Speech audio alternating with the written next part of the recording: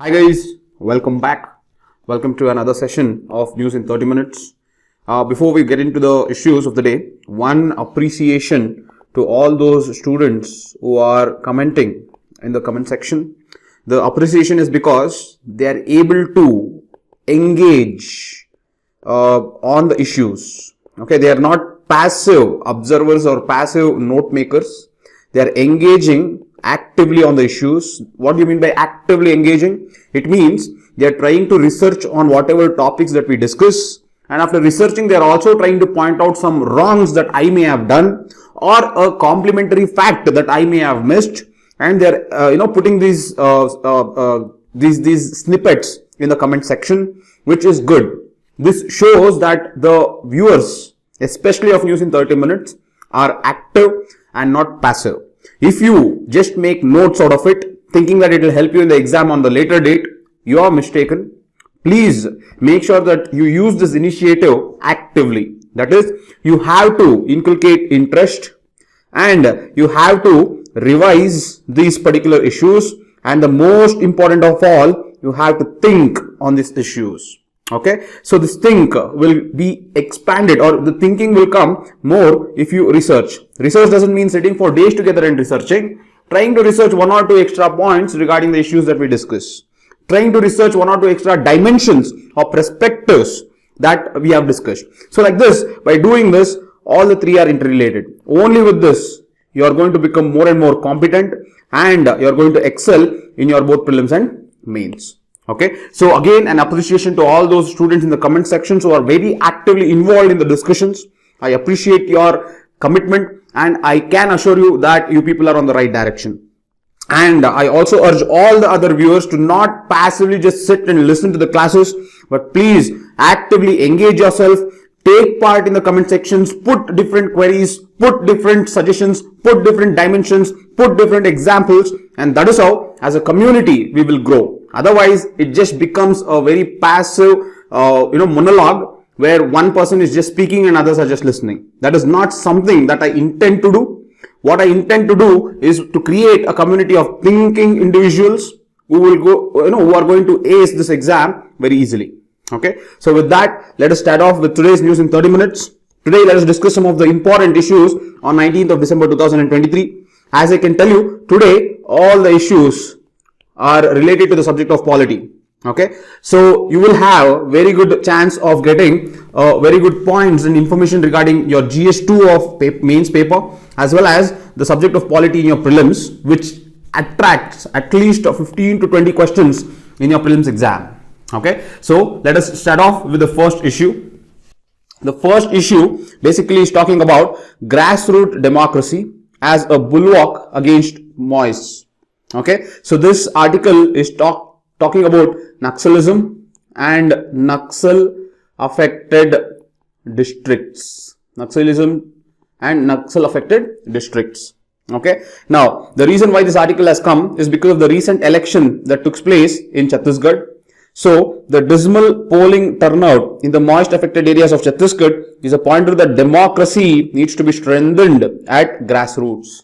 Okay, just look at this statement. This is very, very important. Democracy needs to be strengthened at the grassroots. That means it is not yet strengthened. Okay, that is what is the author's perception. Alright, now what is Naxalism? Naxalism is a type of left-wing extremism. Okay, it is also known as left-wing extremism. The reason why I tell that it is a left-wing extremism is it is left-wing because it is deriving its source from communism.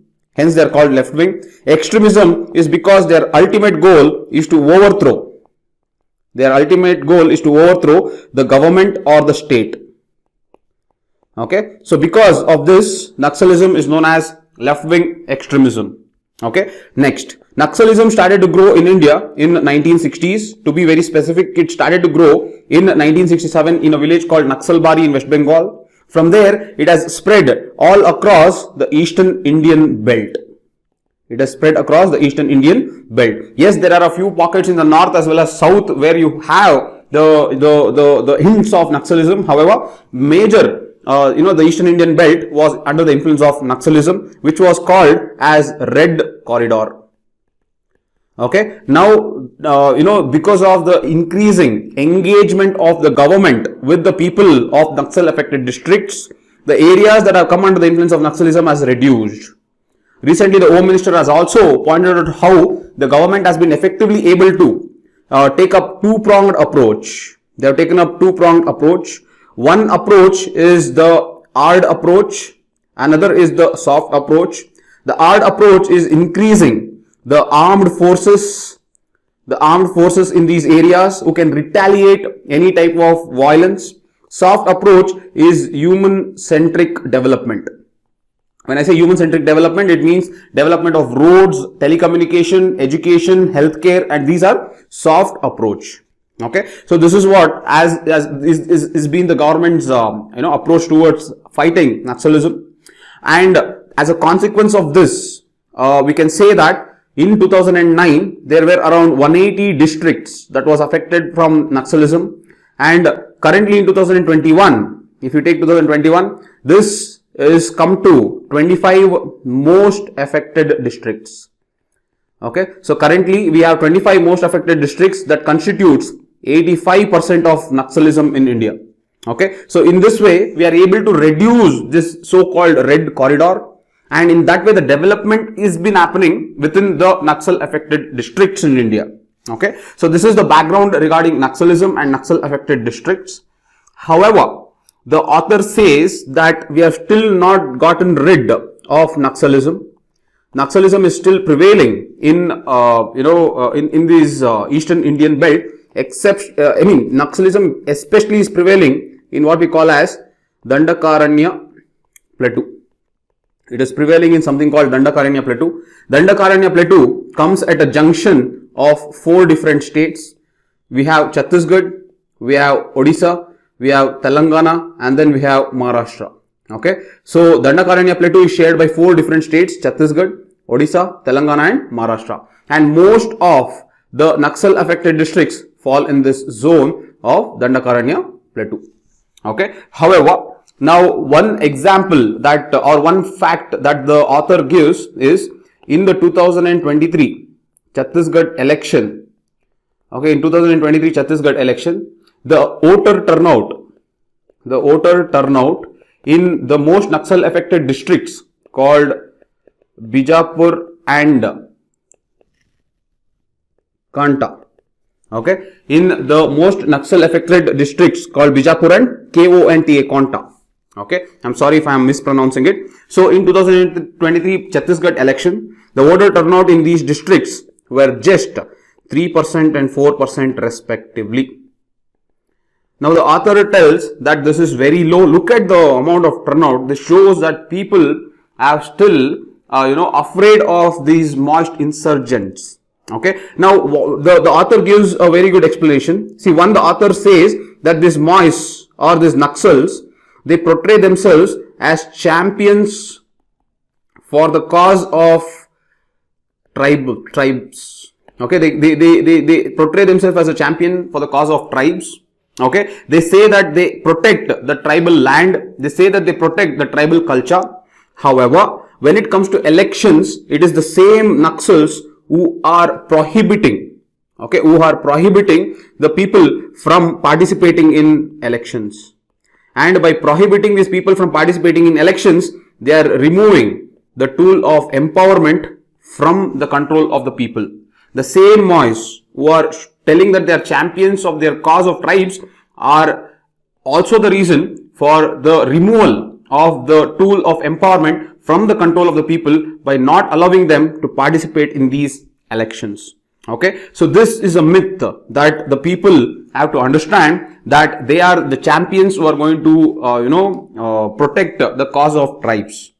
Now, not only they are prohibiting people from participating in elections, these Naxals are running their own parallel government. Okay, they are running their own parallel government that is known as Janatana Sarkar. They are running their own parallel government known as Janatana Sarkar. Okay, now this is what is happening in the current Naxal affected districts. Okay, this is the current scenario that the author talks. Alright, now this is the current status. However, tribes are increasingly realizing tribes are increasingly realizing their rights. They are increasingly realizing their rights within or as granted by our constitution. Okay, they are becoming more and more aware. One such example that the author cites regarding the awareness of the tribes regarding their rights within the constitution is the Patalgadi movement. Okay, this Patalgadi movement is basically a movement of tribes in Kunti district of Chhattisgarh. So here the tribes have raised stones. They have raised stones demanding their rights, and also they have also demanded their rights over territorial sovereignty, that is over their land. Okay, again this is a good thing, correct? So this shows that there is awareness that is spread amongst the tribes. So Patalgadi movement is one such awareness that shows that tribes are increasingly day by day becoming more and more aware regarding the rights that is there for them within the constitution.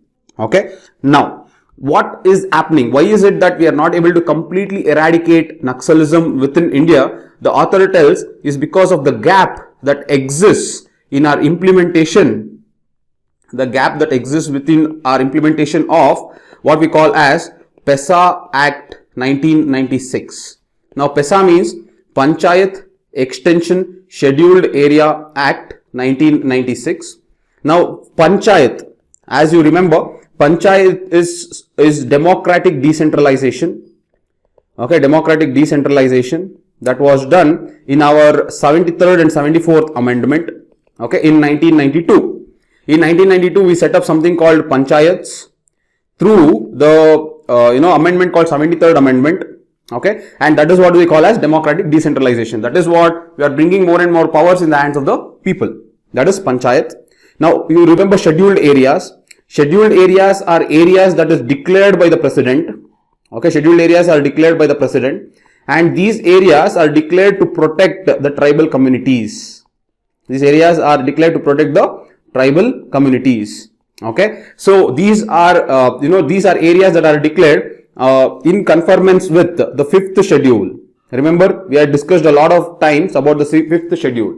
Okay, so in accordance with the 5th schedule, in accordance to article 244 of 1, okay, the scheduled areas are declared within the mainland India, not Northeast India, within the mainland India. These scheduled areas are declared by the president, which provides special powers to these areas, to be protect their own, land as well as the culture. Okay, so these two are two different aspects. Panchayat from 73rd Amendment Act and scheduled area from the 5th schedule, article 244(1). Bringing these two together is what is PESA Act. Okay, that is, you are extending the provisions of Panchayat into the scheduled areas. When you extend the Panchayat into scheduled areas, what becomes important is Grama Sabha. As you know, Grama Sabha is a body that is created in Panchayat. Now you are bringing this body of Grama Sabha and establishing it under the 5th schedule of the scheduled areas. That is the that is the scheduled areas declared by the president. So you are introducing the concept of Grama Sabha into the scheduled areas. That is what is PESA Act of 1996. So the author says that Naxalism is still thriving because of the gap that exists in our implementation of PESA Act of 1996. So let us now understand what does this PESA Act do. Okay, as the Act says that if you take PESA Act, the important provisions of PESA Act are: 1. It recognizes traditional rights. It recognizes traditional rights of tribes over natural resources. That is the first point. It recognizes traditional rights of the tribes over natural resources. The second is it affirms the right of self-government. It affirms the right of self-government. That is the second point. The third is it gives Grama Sabha. Okay, the Grama Sabha is the people who constitute the village in that particular area. So it gives Grama Sabha the decision making power. It gives Grama Sabha the decision making power, and it makes Grama Sabha manage and control. It makes Grama Sabha manage and control all of the natural resources in the region. Okay, it makes Grama Sabha manage and control all of the natural resources in the region. That natural resources can be land, water and forest. Okay, so it is this Grama Sabha that becomes all the more powerful. And the last one is, as you know, within Panchayat you will always have three levels. You will have Grama Sabha, okay, and then up on the above this Grama Sabha you will have Zilla Panchayat.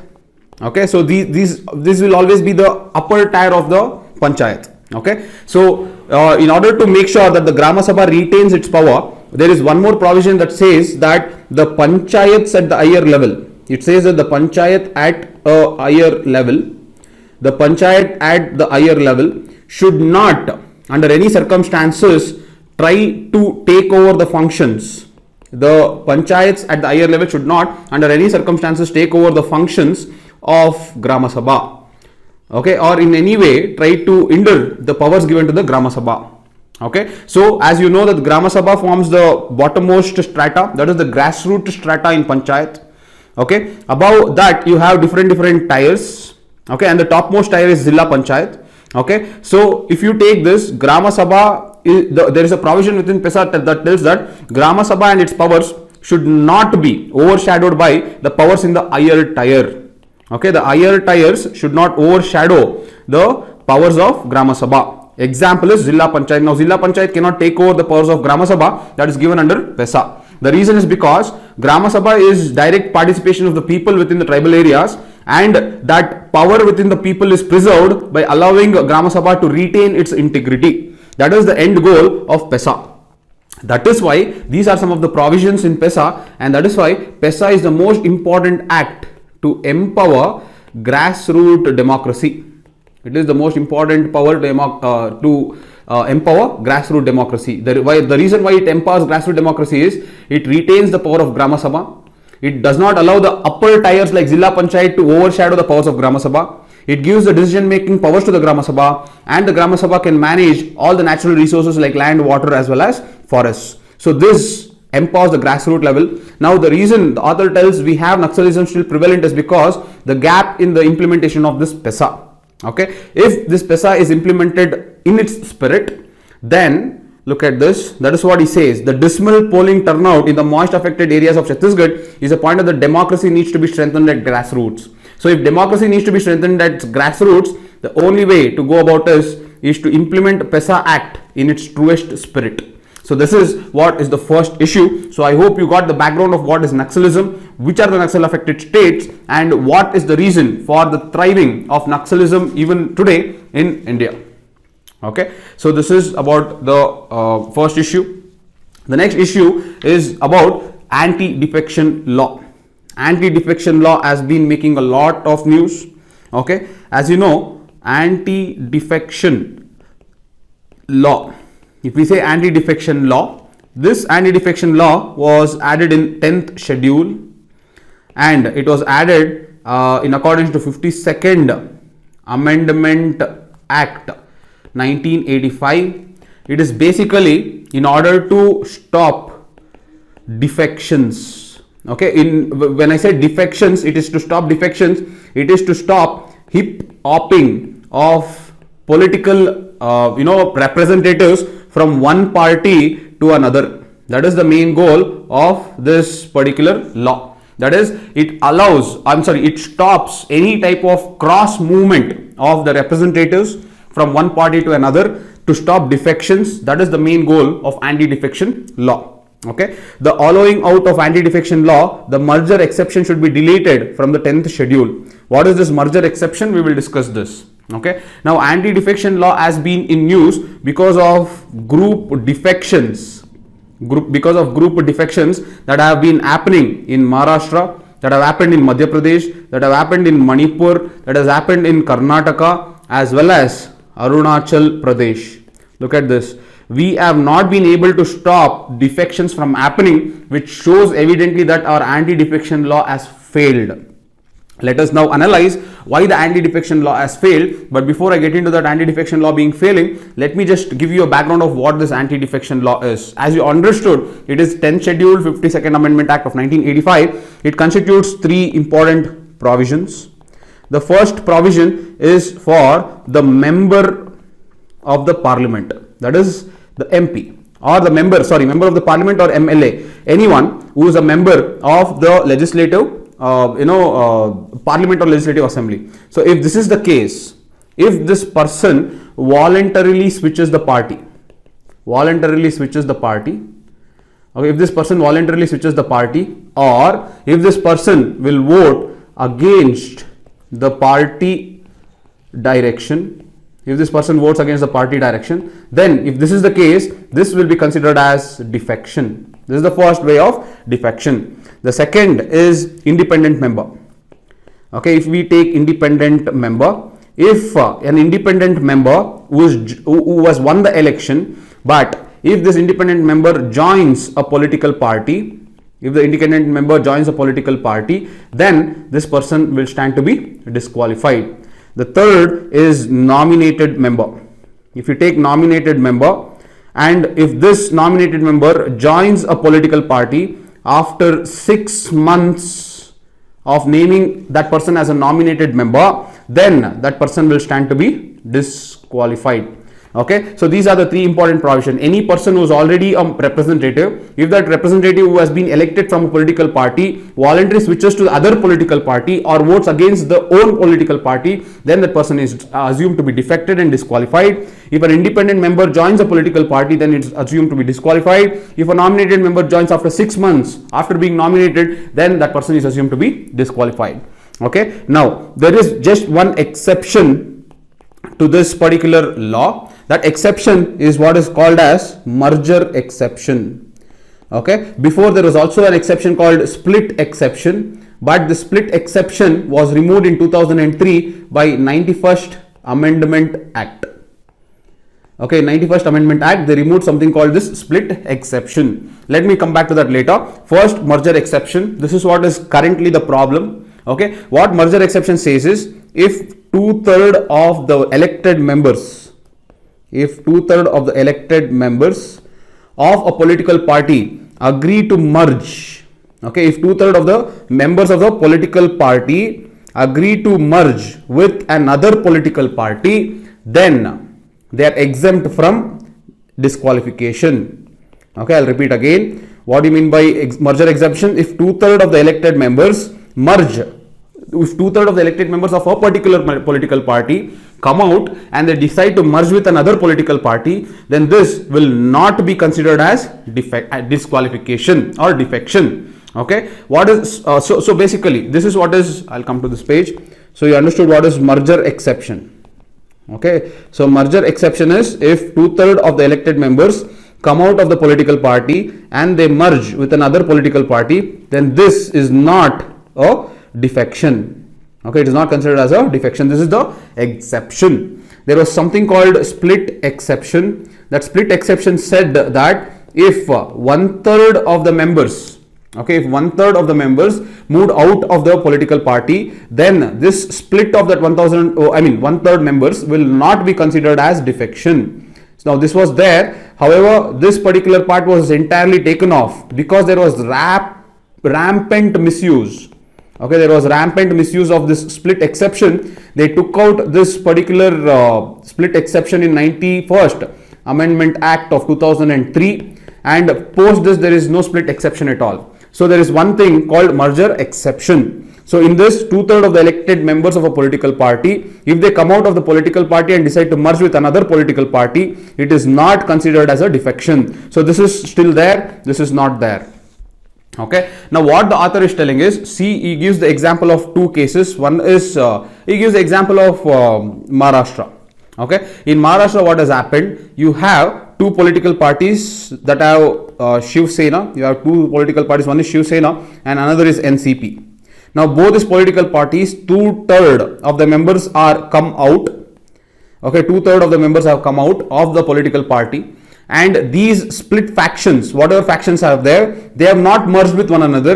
They have declared themselves, they have come out and they have declared themselves as original political party. They have declared themselves as original political party. Now this is the gray area that we have to decide. Now this is something that the Anti-Defection Act does not talk about. Okay, now this particular action is being misused by a lot of legislators. Okay, 2/3 of the people coming out, they are not merging. Okay, they are not merging with another political party, nor are they declaring a new political party, but they are coming out and telling that they are the original political party. Okay, now this is one of the gray areas that I think the Supreme Court or amendment in the union government has to come about to discuss this. However, as I told you, this gray area within the anti-defection, that is this merger exception.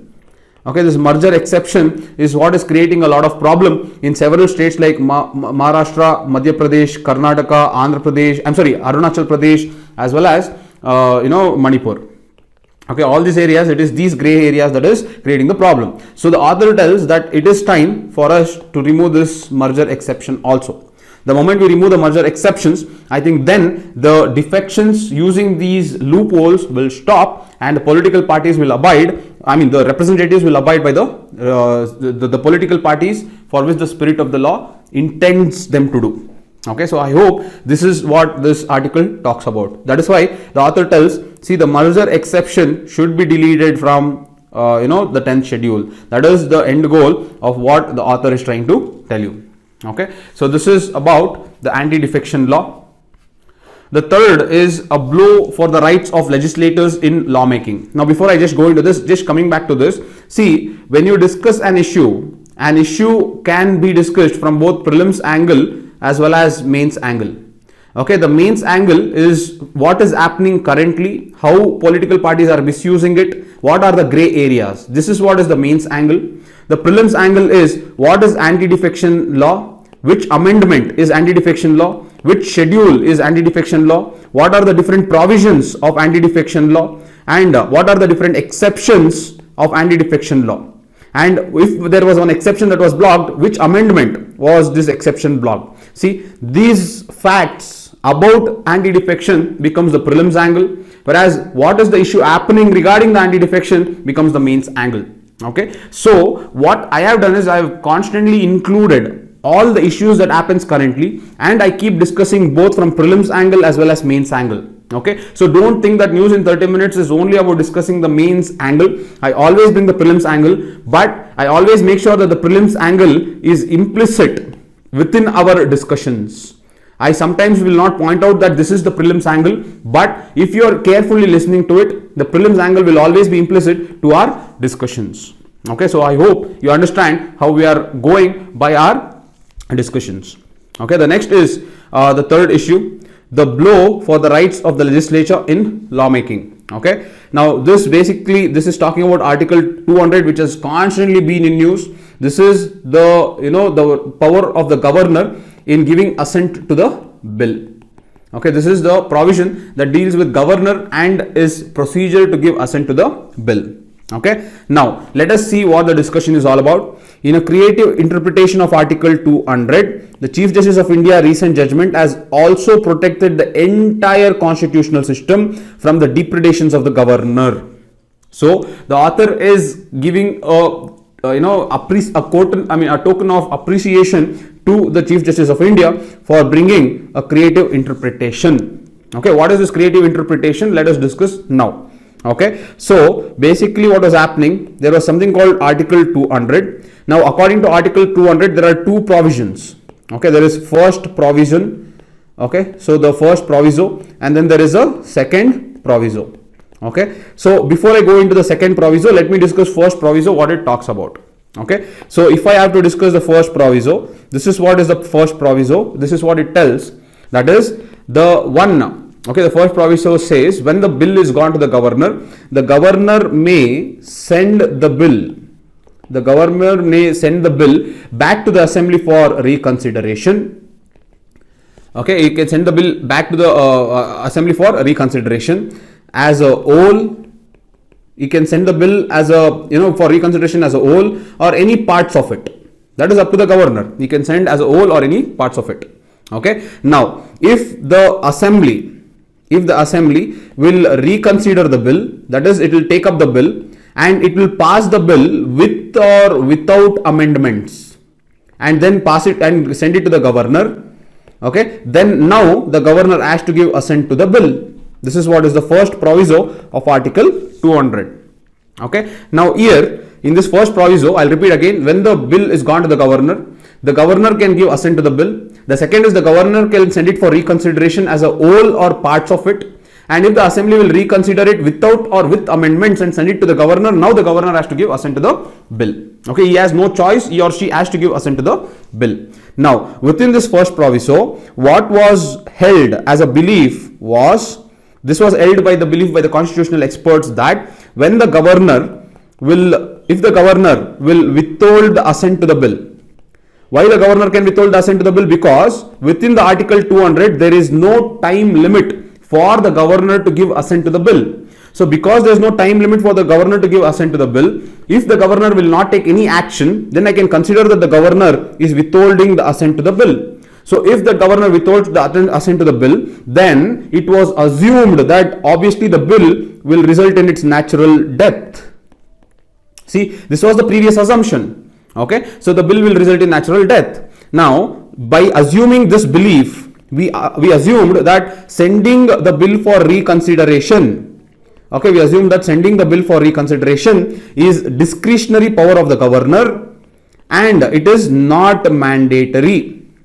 See, it is not mandatory. So this was what our belief was. So basically, we believe that withholding the assent of the bill is an absolute power of the governor and sending the bill for reconsideration is a discretionary power of the governor. Okay, so to summarize, we believed that according to Article 200, we believed that withholding the assent of the bill, okay, withholding the assent of the bill by the governor is absolute. Okay, and sending the bill for reconsideration is discretionary of the governor. So this is what we had believed. Okay, now what is the development is in 2023, the state of Punjab versus principal secretary. The state of Punjab versus principal secretary to the governor of Punjab. Okay, the principal secretary to the governor of Punjab. In this case, the state of Punjab versus the principal secretary to the governor of Punjab, the Supreme Court, the Chief Justice of India, the current Chief Justice of India of the Supreme Court obviously, has interpreted Article 200 in a different way. The Chief Justice of India has linked withholding the assent. Has linked withholding the assent with sending the bill back. So before, what we used to think that if the governor does not take any action, then it results in withholding of the assent, and if the governor withholds the assent, the governor may not send it back as a reconsideration. Now the CJI tells that withholding the assent means you have to send back the bill to the assembly for reconsideration. Now for reconsideration. Okay, now by interpreting or by linking these two things, the Chief Justice of India has very beautifully brought back the powers of the legislature above the governor.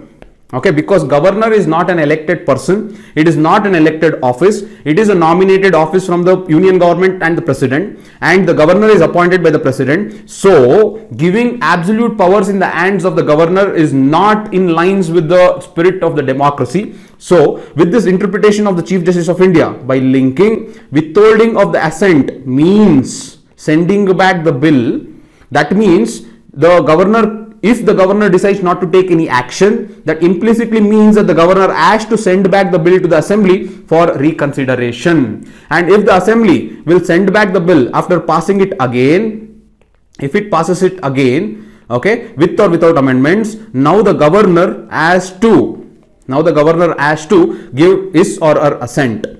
Okay, so this is a way of judicial activism in creative interpretation of Article 200. In this way of creative interpretation, the Chief Justice of India has upheld the principles of federalism, has also upheld the principle of democratic and parliamentary democracy. Okay, they have upheld the principles of parliamentary democracy. So this is what this article talks about.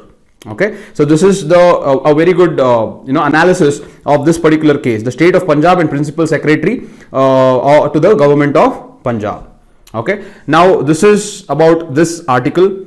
The last article is fine villagers who stood mute spectators during victims nude parade. This is what the Karnataka High Court has told the government.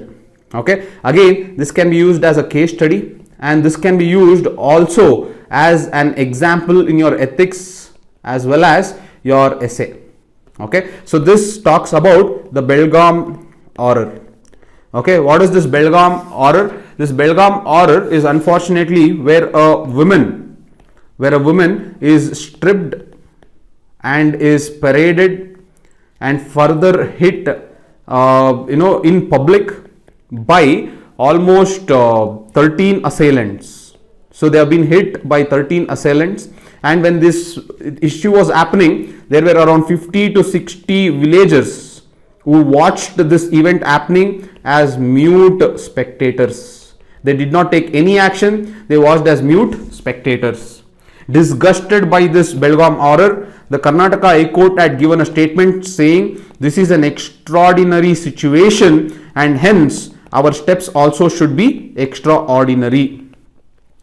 Okay, our steps also should be extraordinary. So this is what is the interpretation by the Karnataka High Court. Okay, and because they have told that their steps also have to be extraordinary, one way they have told is they expect to find villagers because they stood as mute spectators. Now again, it gives us wide area to discuss, analyze, is it good, is it bad? Mute spectators, did that show that they were cowardice? Mute spectators, did that show that there was diffusion of responsibilities? Are you seeing this? This gives you a lot of scope to think, to apply this in different areas of ethics, areas of your essay, areas of your governance, and talk how participation of the people, passive or active, actually plays an important role in creating or streamlining the governance of a particular area. Okay, so basically see what they are trying to tell is when this Belgaum error happened, because the people stood as mute spectators, because these people stood as mute spectators, the Karnataka High Court has told that this is nothing short of passive abatement.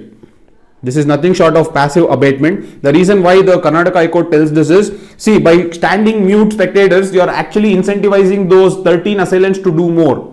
The moment they got to know that this 50-70 villagers is not going to do anything, obviously that further enraged them to create more atrocities on that woman. So you are passively abating these people or assailants to do more. That is one. The second is, it also the Karnataka High Court has also given a word called, it shows collective cowardice.